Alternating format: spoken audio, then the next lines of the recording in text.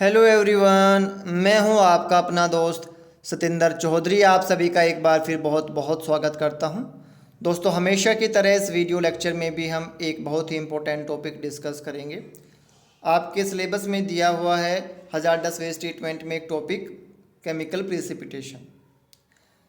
तो सबसे पहले हम बात करते हैं कि केमिकल प्रिसिपिटेशन जो है वो क्या है, कैसे काम करता है। तो कोई भी ऐसा ट्रीटमेंट का प्रोसेस जो एक सोलूबल सब्सटेंस को लेस सोलूबल फॉर्म में या इनसोलूबल फॉर्म में कन्वर्ट कर दे, उसे आप कहेंगे केमिकल प्रिसिपिटेशन। बेसिकली आपके अगर वेस्ट वाटर में कोई हजारडस वेस्ट सब्सटेंस है, आपकी वेस्ट स्लरी में कोई हजारडस वेस्ट सब्सटेंस है, वो कम्प्लीटली सोलूबल फॉर्म में है, तो अगर आपने उसको रिमूव करना है तो आपको क्या करना है, उसको उसकी सोलूबिलिटी को कम करना है या उसे इनसोलूबल फॉर्म में लेके आना है, जिससे कि आप by the process of filtration, by the process of sedimentation उसको सेपरेट कर सको। यही है केमिकल प्रिसिपिटेशन।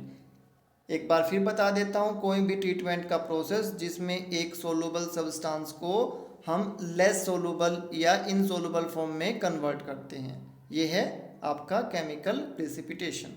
तो सबसे पहला जो काम होता है इस प्रोसेस में वो होता है पीएच एडजस्ट करना।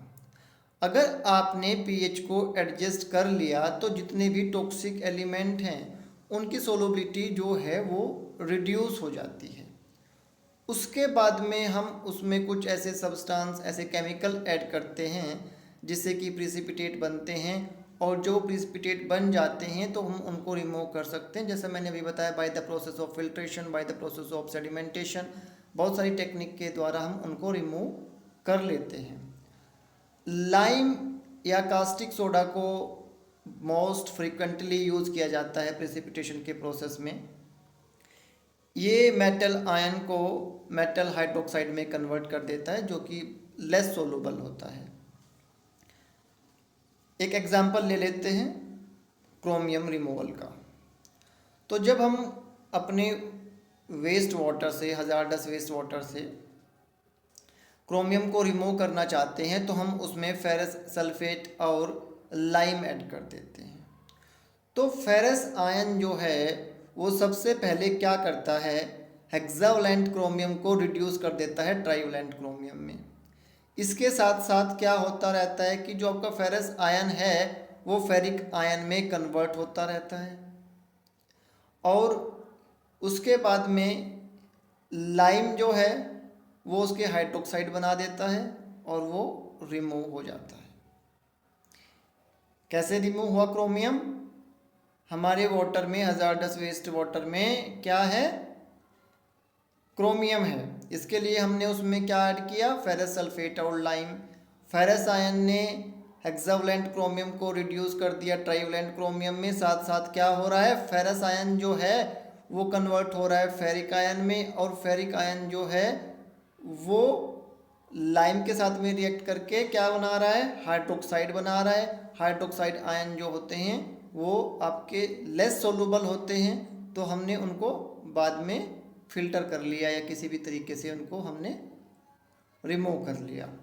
तो इस टाइप से केमिकल प्रिसिपिटेशन जो है वो एक यूज़फुल टेक्निक है आपके हजारडस वेस्ट से, हजारडस वेस्ट वाटर से टॉक्सिसिटी को कम करने का। इसके अलावा बहुत सारे हम चीज़ें ऐड करते हैं।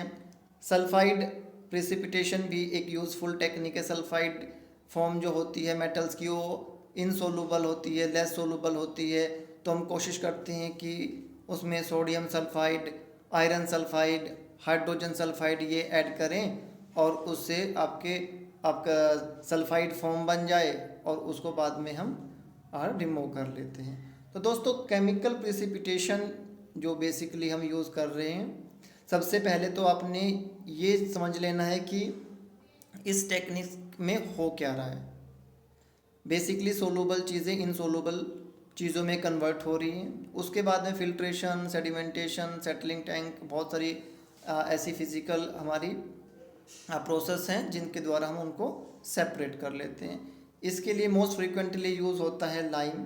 पीएच का बहुत बड़ा रोल होता है। सबसे पहले हम पीएच एडजस्ट करते हैं, उसके बाद में उसमें लाइम ऐड करते हैं, फेरस सल्फेट ऐड करते हैं, जैसे मैंने बताया अभी सोडियम सल्फाइड, हाइड्रोजन सल्फाइड, बहुत सारी चीज़ें हैं।